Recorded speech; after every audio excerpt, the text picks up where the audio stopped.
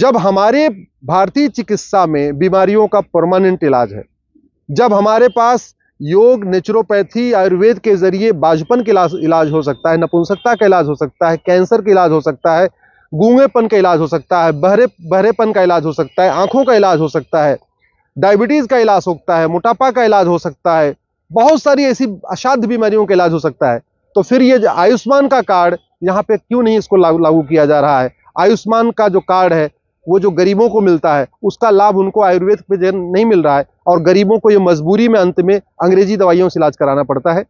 माननीय कोर्ट ने भी खुद कहा है बहुत अच्छा विषय है और ये बिल्कुल गंभीरता के साथ इसको सरकार को भी देखना चाहिए।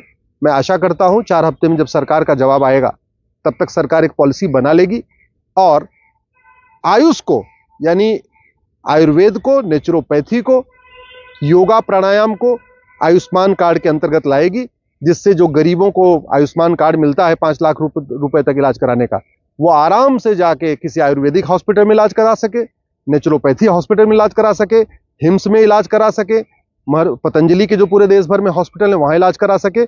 इससे पहली बात तो ये कि बीमारियों का परमानेंट इलाज होगा, दूसरा भारतीय चिकित्सा को बढ़ावा भी मिलेगा। मैंने कोर्ट में पीआईएल फाइल किया था कि आयुष्मान भारत योजना में आयुष को शामिल नहीं किया गया है। नाम है आयुष्मान भारत लेकिन उसमें आयुष शामिल नहीं है। आयुष्मान कार्ड जिसके पास है वो जो विदेशी चिकित्सा व्यवस्था है उसके अंतर्गत तो इलाज करा सकता है, लेकिन जो भारतीय चिकित्सा है आयुर्वेद, योग, नेचुरोपैथी, वहां पे आयुष्मान कार्ड काम नहीं करता। आज हमारी पीआईएल सुनने के बाद माननीय कोर्ट ने केंद्र सरकार के आयुष मंत्रालय, केंद्र सरकार के स्वास्थ्य मंत्रालय, गृह मंत्रालय, वित्त मंत्रालय को नोटिस जारी किया है, दिल्ली सरकार को नोटिस जारी किया है और हमने यही मांग किया है कि जो चिकित्सा व्यवस्था है, जो आयुष का कार्ड है या सेंट्रल गवर्नमेंट अपने एम्प्लॉइज को कार्ड देती है, हेल्थ का कार्ड देती है, या दिल्ली की सरकार अपने जो एम्प्लॉइज को कार्ड देती है हेल्थ का कार्ड, वो एलोपैथी में तो चलता है। जहां पे अंग्रेजी दवाइयों से इलाज होता है वहां तो वो कार्ड काम करता है, लेकिन जहां पे भारतीय चिकित्सा के जरिए उपचार होता है, जैसे जो पतंजलि चिकित्सालय पूरे देश में है, वहां पे आयुष्मान कार्ड काम नहीं करता। हिम्स है पूरे देश में, हिम्स के हॉस्पिटल पूरे देश में है, वहां पे आयुष्मान का कार्ड काम नहीं करता है।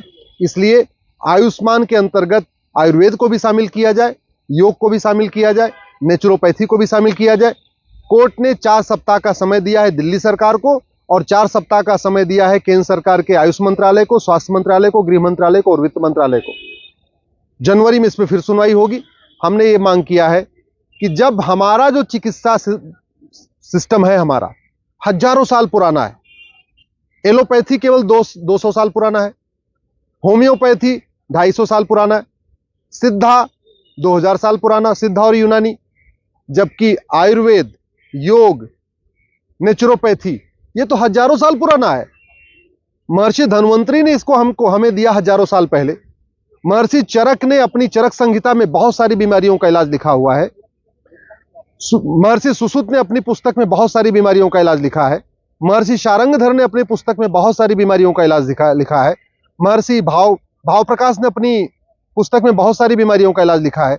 महर्षि वाग्भट ने अपनी पुस्तक में बहुत सारी बीमारियों का इलाज लिखा है। महर्षि पतंजलि ने अपने योग सूत्र में बहुत सारी बीमारियों का इलाज लिखा है।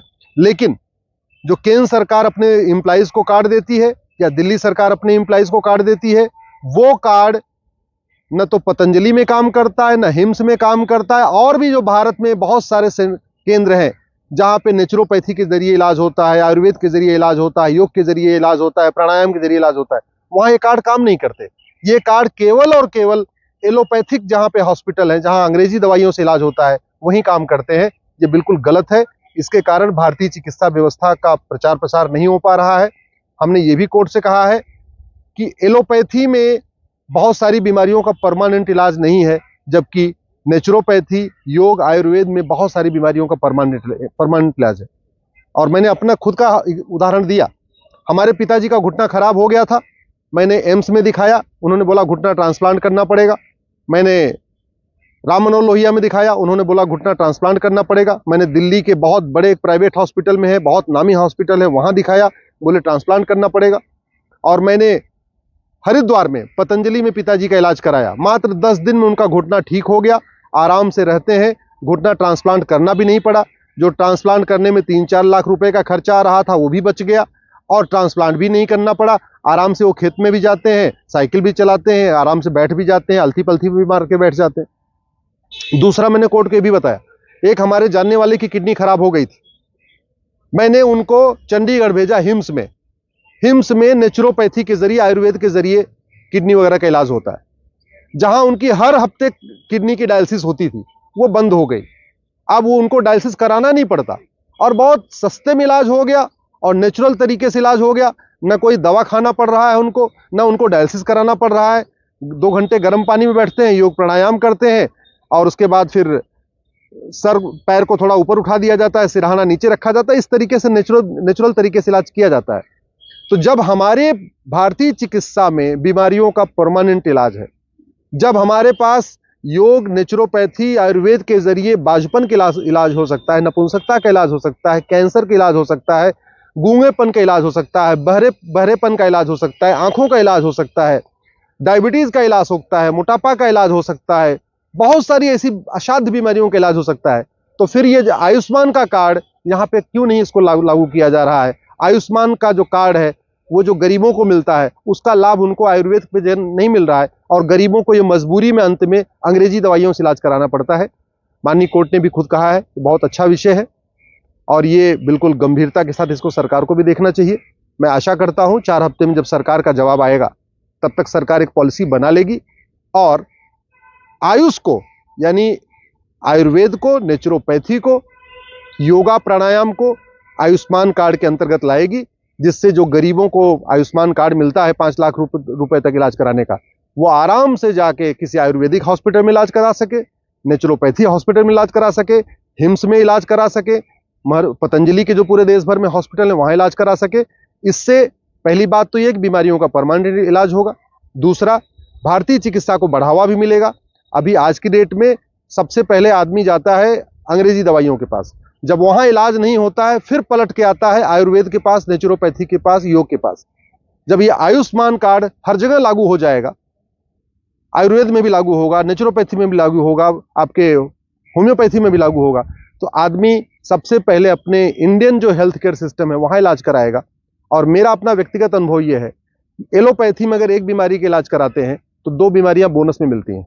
आप डायबिटीज का इलाज कराइए, साइड इफेक्ट आपके किडनी पे पड़ेगा, साइड इफेक्ट आपकी आंखों पे पड़ेगा, साइड इफेक्ट आपके घुटने पे पड़ेगा।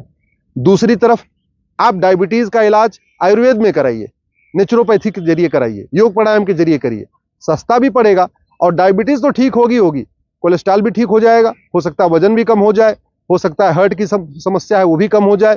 तो जो भारतीय चिकित्सा है, योग प्राणायाम, नेचुरोपैथी, आयुर्वेद के जरिए एक बीमारी का आप इलाज कराते हैं, 2 बीमारियां फ्री में ठीक हो जाती हैं, 2 बीमारियां बोनस में ठीक हो जाती हैं। वहीं दूसरी तरफ जब आप एलोपैथी में इलाज कराते हैं, एक बीमारी की इलाज कराते हैं, 2 बीमारियां आपको बोनस में मिल जाती हैं। इसलिए जरूरत यह है कि आयुष्मान कार्ड को हर जगह शामिल किया जाए। मैं इस देश के सभी राज्य सरकारों से निवेदन करता हूं, आपकी जो हेल्थ की स्कीम है उसको केवल आप अंग्रेजी दवाइयों तक सीमित मत रखिए।